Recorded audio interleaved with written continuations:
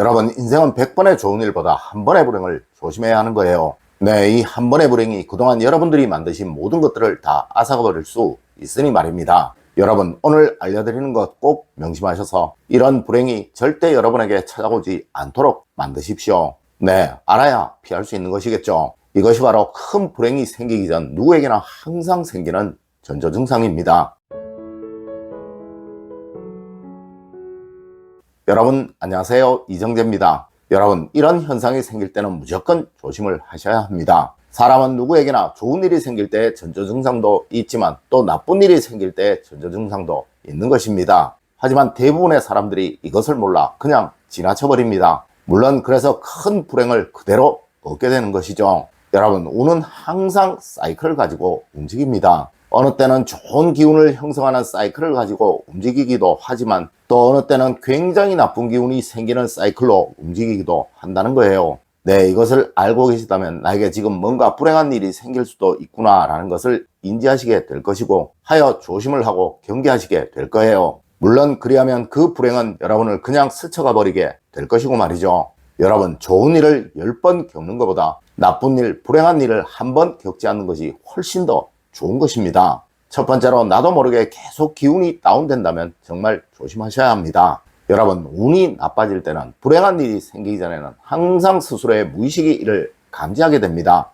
네, 마치 뇌출혈이 생기기 전에 지독한 두통이 먼저 생겨 이를 경고하듯이 여러분의 삶에 큰 불행이 다가오기 전에는 왠지 모르게 의욕이 없고 또 괜히 짜증이 나고 왠지 모르게 계속적으로 힘이 빠져나가는 듯한 현상을 경험하시게 된다는 것이죠. 네, 기는 항상 순환을 하여야 하는데 이것이 어디에선가 조금씩 계속 막히게 되어 몸에 흐르는 기의 불균형이 생겨나기에 이러한 현상이 생기는 거예요. 하여 우리 조상님들은 기가 막힌다라는 말씀을 하셨던 것인데 현재는 이것이 다른 의미로 많이 사용되고 있죠. 여러분, 어제까지는 그렇지 않았는데 오늘 왠지 모르게 아무것도 하기 싫고 또 몸에 힘도 잘 들어가지 않는 현상이 생기신다면 정말 웬만한 일이 아닌 이상 잠시 미루고 휴식을 취하시거나 하루 이틀 쉬시도록 하세요. 네, 이 현상이 지속되는 동안 뭔가의 일을 하시게 되면 반드시 큰 불행이 생기거나 또 오랫동안 후회할 일을 겪게 되실 수 있다는 것입니다. 두 번째로, 여러분, 꿈은 꾸었는데 그 꿈이 도저히 생각이 나지 않을 때는 정말 조심하셔야 합니다. 여러분, 이를 우리는 보통 꿈자리가 사납다라는 말로 표현을 합니다. 네, 뭔가 아주 혼란스러운 복잡한 꿈을 꾼 것은 같은데 이것에 관해 아무것도 기억이 나지 않고 단지 머릿속만 묵직한 듯한 느낌이 바로 이것입니다. 여러분, 꿈은 일반적으로 선명할수록 좋은 것이고 흐릿하고 답답할수록 나쁜 것이에요. 물론 그 내용에 따라 약간의 차이는 있겠지만 그래도 무슨 꿈이든 기억이 없고 흐릿하고 답답해서 좋은 경우는 없습니다. 만일 이런 꿈을 꾸셨다면 무조건 그날 하루는 가능한 특별한 일은 하지 마세요. 네, 이런 날 큰 계약을 해서 절대 득될 일 없으며 어쩌면 굉장히 오랫동안 후회할 일을 만드실 수도 있다는 것입니다. 네, 이런 날 새로운 일을 해서 절대 좋을 일 없다는 거예요.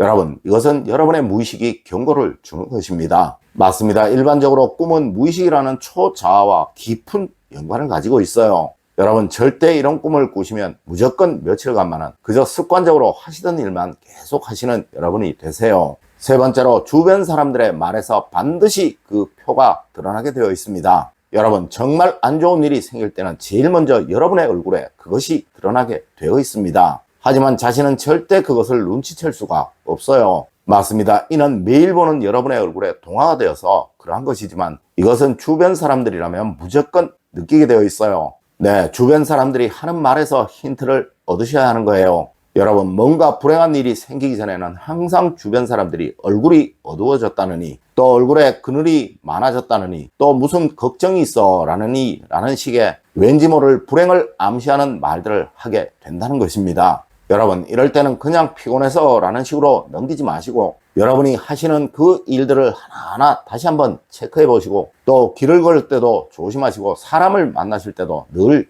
조심하십시오. 분명 이런 조심과 경계 속에 그 불행은 작아지게 될 것이고 어쩌면 여러분을 그냥 스쳐 지나가 버리게 될 것입니다.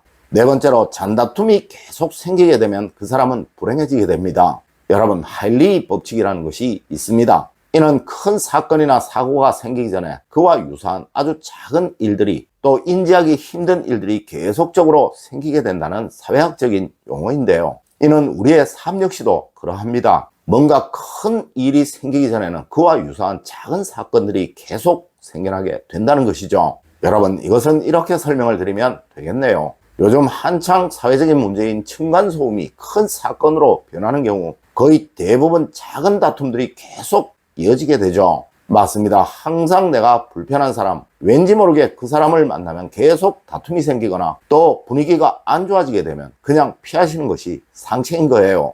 다섯 번째로, 여러분 정말 좋은 일이 생기면 무조건 조심하십시오.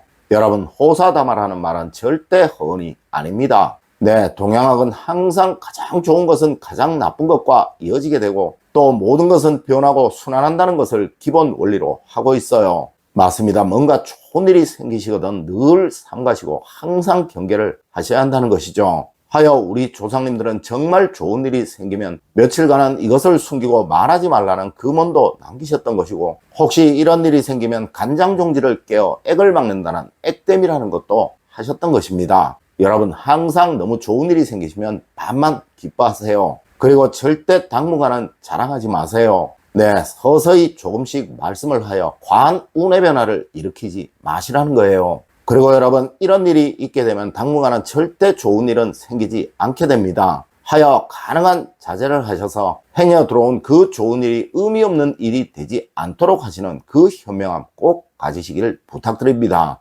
여섯 번째로, 계속 정체된 듯한 느낌을 가지시게 되면 항상 조심하십시오. 여러분, 운은 절대 한 곳에 계속 머물지 않습니다. 네, 계속 움직이고 변하여 좋은 일과 나쁜 일이 반복적으로 생겨나게 되고, 그리고 또 이것이 바로 사람의 삶입니다. 하지만 이 운이 움직이지 않는 시기가 누구에게나 있어요. 네, 이를 사주학에서는 채상기라고 하는데요. 거의 대부분 이 시기 이후에는 좋은 일들이 생겨나지 않게 됩니다. 맞습니다. 항상 변화없는 삶이 지속되거나 또 똑같은 생활을 계속 반복하게 되면 정말 조심해야 하는 거예요. 여러분, 이런 때는 항상 뭔가의 변화를 주십시오. 네, 여행을 가신다든가 며칠 쉬신다든가 또 새로운 사람을 만난다든가 라는 식으로 변화를 주십시오. 그래야 나쁜 일이 생겨나지 않으며 행여 생겨나던 나쁜 일도 여러분을 피해가게 됩니다. 네, 늘 일상의 작은 변화는 여러분의 삶에 좋은 운을 만드는 정말 좋은 거예요. 일곱 번째로, 여러분, 말이 거칠어지게 되면 반드시 큰 불행이 찾아온다고 하였습니다. 여러분, 운이 나빠질 때는, 큰 불행이 찾아올 때는 제일 먼저 내 말이 거칠어지고 험해지게 됩니다. 물론 일상이 거친 사람들이야 상관이 없겠지만 평소에는 그렇지 않았는데 갑자기 내 말이 요즘 거칠어졌다는 것은 짜증이 생겨나고 있다는 것이며, 또 뭔가 알 수 없는 무의식에 불편이 생겼다는 거예요. 네, 이런 일이 있으면 무조건 큰 불행이 찾아오게 됩니다. 여러분, 이거 꼭 명심하세요. 그래야 불행을 피해갈 수 있습니다. 여러분, 오늘은 불행이 생기기 전 반드시 생기는 전조 증상에 관해서 이야기를 해드렸습니다. 오늘 제가 알려드린 이야기 여러분들 꼭 명심하시길 부탁드리며 오늘의 이야기를 마치도록 하겠습니다. 늘 올바른 학문과 올바른 지식을 여러분들께 전하도록 노력하겠습니다. 여러분, 긴 시간 감사드립니다. 감사합니다.